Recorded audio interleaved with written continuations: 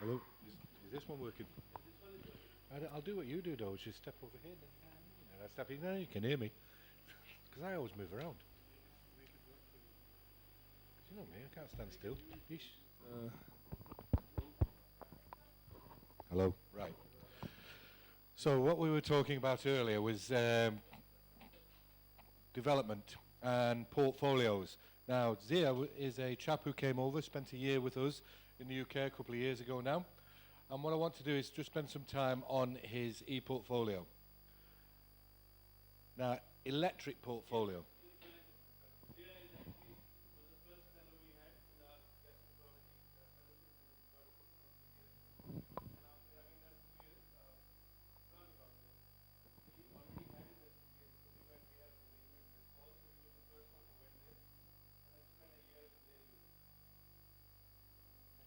Okay, so what happens is that you come over to us and we look at what you can actually achieve. So Zia come across, and there's numerous courses that he's actually achieved while he was with us. 2015, he did the basic skills in colonoscopy. He did this course in Karachi, but he also repeated it in England, and he gets accredited for that, as you can see. Then we actually did the basic skills in upper GI. He also did polypectomy improvement. He also did the upskilling, and he also did train the trainers.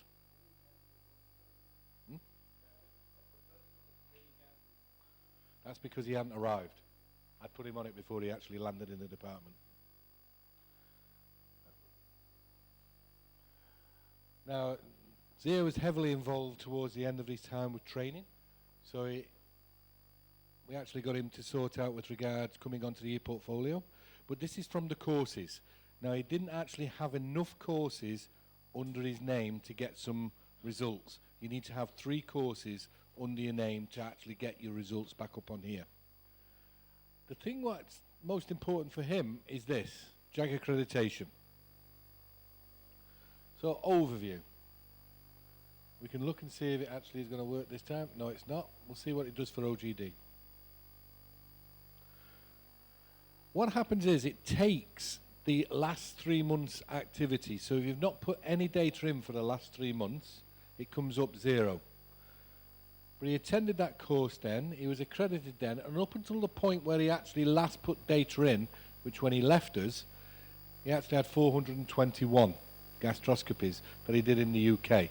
Now he can add the data that he's been doing in Pakistan, and he should do. And I've had a word with him about doing this. If we look at the data that he actually filled in, formative, that actually means we're fully assessing him. He had 23 assessments throughout his period. That's 23 individual assessments, not just with me, but with a lot of other people as well. Out of that, he reached a target of 3 and 4s, which is the minimum target, in just under 99% of them. So you'll find that the first 1 or 2, he probably wasn't hitting target, and then he starts to hit target. And so we actually monitor this throughout. Lifetime formative 23, minimum 20. In a couple of months' time, if he doesn't actually do it for any more of these, this will actually come up with 0. And most recent, nothing. But what we look at is here about people who actually independently assessed him. So let's have a look here. This is actually to make him accreditable for the UK. And this doctor consultant came in, looked at him, and thought he was fine. And therefore we can submit him. Okay?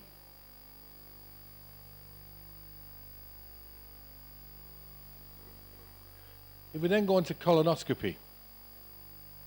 Colonoscopy supersedes flexible sigmoidoscopy. So it doesn't matter if you've got your cecal intubation. So you are responsible for putting this in, and I, being the lead, I'm responsible for checking it and making sure that it's correct. What we do now in the UK, there is a thing called NED, N-E-D. We have a reporting tool. Saad is going to talk about the reporting tool here. There are 7 different generic reporting tools in the UK. They've got different names. The main systems in the UK, Endobase, etc. There are a lot. We use Endobase. Endoscribe, Endolive, all of these type of things are all different reporting tools. there are 7 different main types. And out of those 7 different main types, 80% of hospitals use them. The information is put in there, and the key information, as you can see down here, is looked at and taken from those reports. And Saad will be talking about the reporting tool used here. So 80% of hospitals have those systems. The system that we use costs £110,000, and it's ridiculous for what you get. Then there's 10% of hospitals who use an in-house, their own type of reporting tool. And there are 10% of hospitals who have no reporting tool and still do handwriting. That's in the UK. Of those who do handwriting, they cannot get JAG accreditation. JAG accreditation means they can't train. JAG accreditation means they lose revenue from each case that they do. So we get paid per case we do from the government, and we lose X amount if we're not JAG accredited. You'll still get some money, but not at all. So that is an important thing to actually do. When we sit down and look at the information that's gathered here, NED, N-E-D, is going to be the National Endoscopy Database. The endoscopy tool that is used at each individual hospital in 80% of the cases, the key information that you see up here will be taken from it automatically, will be automatically anonymized and put against your name in your e-portfolio. So you no longer have to go in and upload the data. What happens then is that they expect you still to go in and check it. Once you've checked it, they'll cross-tabulate the information and make sure it's correct. So what's happening now is people are looking at what you're doing, and Big Brother is watching. So every reporting tool in 80% of the hospitals, we will be able to do a league table who has got the best cecal intubation rate, lowest pain scores, all of these. These are the key things that we see on here. But in my opinion, all these are not real great indicators of having an effective colonoscopy.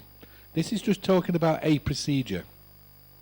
A true effective colonoscopy is one where you have another one in 3 years' time and there is no cancer.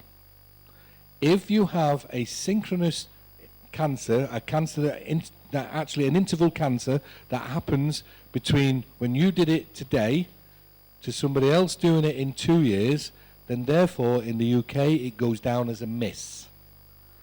If it happens on 3 years, 2 days, it goes down as not a miss. Okay? So the key data that they actually are looking for is cecal intubation rate, unassisted, sedation, over 50s, over 70s, under 70s, analgesia, serious complications.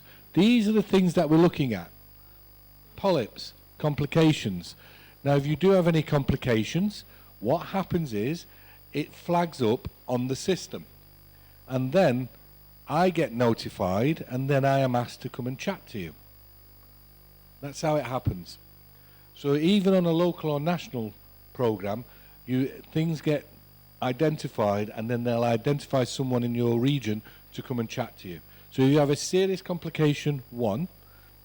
So we've currently got a chap who's had 2 perforations in 4 months.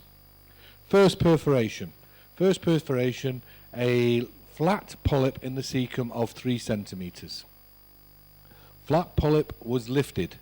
Flat polyp was removed en bloc. There was a small vessel in the middle of it.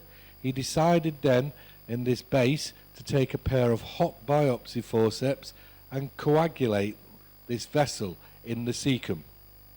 Okay? So I'll let Saad talk about that one later.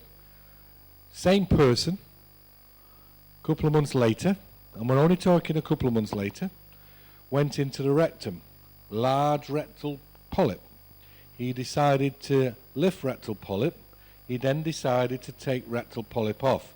This polyp, in our opinion, is a level 4 polyp. Level 4 means that there are a lot of other issues. SMSA, remember when we were talking about SMSA? For those who weren't here, size, sight,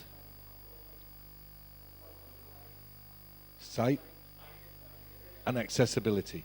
And that, under that reporting tool, this was a level 4 polyp, which means that this polyp was huge, deep.